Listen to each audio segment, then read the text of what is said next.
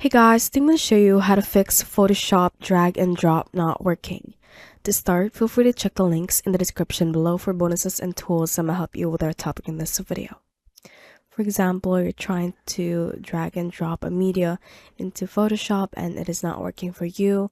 What you're going to do is to search for Photoshop on your Windows, right click on it and go open file location. It shows just the app like this. Just right click on it again and go and open file location.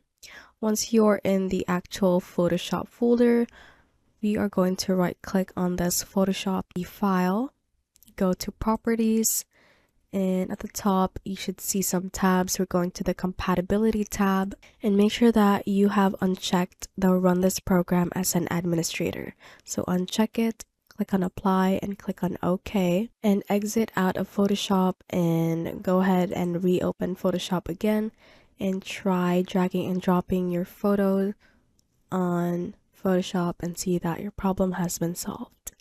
Thanks for watching, and again, you can check out the links in the description box for more resources to help you get started. If you found this useful, hit that like button and subscribe for more videos like this.